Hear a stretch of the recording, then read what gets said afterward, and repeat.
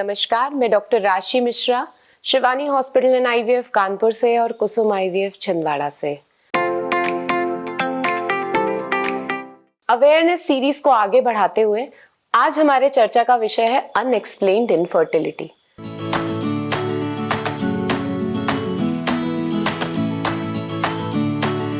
Unexplained infertility मतलब हमें कारण नहीं पता चल रहा है। किसी भी कपल को अनएक्सप्लेन्ड इनफर्टिलिटी की कैटेगरी में तब डालेंगे जब उनके 3 बेसिक टेस्ट नॉर्मल आए।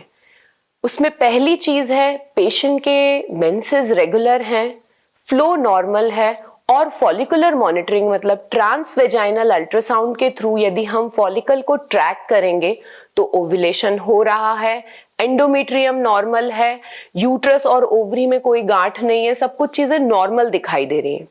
दूसरी चीज, मेल की सीमेन एनालिसिस, मेल पार्टनर की जब हम सीमेन एनालिसिस करें वो नॉर्मल आए, उसमें कोई एबनॉर्मलिटी ना हो।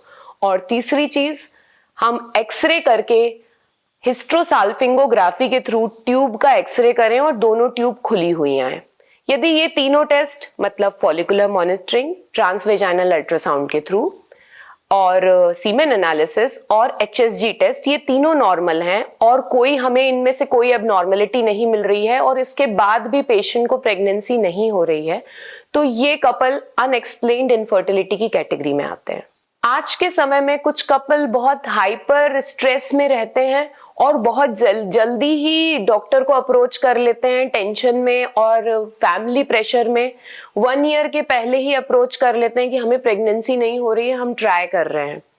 पहली चीज, यदि लेडी की एज 30 इयर्स से कम है तो 1 ईयर अनप्रोटेक्टेड इंटरकोर्स से यदि प्रेगनेंसी नहीं हो रही है तो आपको डॉक्टर से कंसल्ट करना और ये बेसिक 3 इन्वेस्टिगेशंस करा के मेजर कोई प्रॉब्लम तो नहीं है उसे डायग्नोस करना है। लेकिन यदि लेडी की एज ज्यादा है तो हम 6 मंथ में भी इन्वेस्टिगेट करा सकते हैं, या कोई ऐसी सजेस्टिव हिस्ट्री है कि जिसमें इनफर्टिलिटी की प्रॉब्लम हो सकती है, जैसे मेंस्ट्रुअल प्रॉब्लम हो या कोई हिस्ट्री हो सर्जरी की, या मेल में कोई पॉजिटिव ऐसी इनफर्टिलिटी होने की हिस्ट्री है, तो हम अर्ली इंटरवेंशन भी कर सकते हैं। अदरवाइज यदि पेशेंट 30 इयर्स से कम है और ये बेसिक 3 टेस्ट इनके नॉर्मल आ रहे हैं तो हम इन पेशेंट्स को बोलेंगे कि आप 2-3 साल नेचुरली ट्राई कर सकते हैं। कोई पॉजिटिव चीज नहीं मिल रही है तो हम नेचुरली ट्राई करने को बोल सकते हैं, लेकिन एल्डरली पेशेंट को हमें डिले नहीं करना है। बड़े सारे पेशेंट बहुत सारी फॉलिकुलर मॉनिटरिंग, ऐसे 10-12 साइकिल्स की फॉलिकुलर मॉनिटरिंग करा के बड़ी मोटी फाइल लेके घूमते हैं।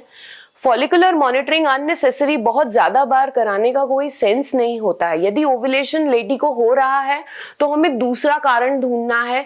यदि 2-3 साइकिल्स में प्रेगनेंसी नहीं आ रही है, back to back follicular monitoring कराने का तभी औचित्य बनता है जब पेशेंट के साथ में ऐसा हो कि कपल इतना फ्रीक्वेंटली इंटरकोर्स नहीं कर पा रहे हैं, वो पर्टिकुलर पीरियड चाहते हैं कि हम उसी समय इंटरकोर्स करें और प्रेगनेंसी हो जाए, इतना टाइम नहीं दे पा रहे हैं।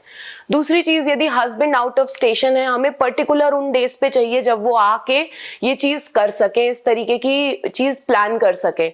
तीसरी चीज, यदि एक ही ट्यूब है, यूट्रस हाफ है, यूनिकॉर्नेट यूट्रस या एक ही साइड की ट्यूब है, ऐसे केसेस में हमें पर्टिकुलरली उसी साइड का ओव्यूलेशन ट्रैक करना है। जब उस साइड का ओव्यूलेशन होगा तभी हमें पेशेंट को या कपल को ट्राई करने को बोलना है, तभी प्रेगनेंसी की प्रोबेबिलिटी। ऐसे केस में back to back follicular monitoring का रोल है।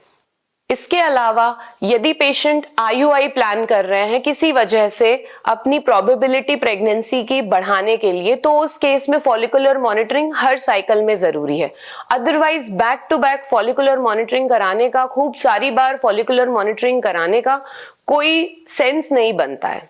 ऐसे कपल्स को प्रॉपर काउंसलिंग की जरूरत है कि वो पर्टिकुलर पीरियड तक के ट्राई करें और यदि नहीं प्रेगनेंसी होती है तो हायर ट्रीटमेंट के लिए जाएं। अनएक्सप्लेन्ड इनफर्टिलिटी के बारे में और जानने के लिए देखिए हमारा अगला एपिसोड।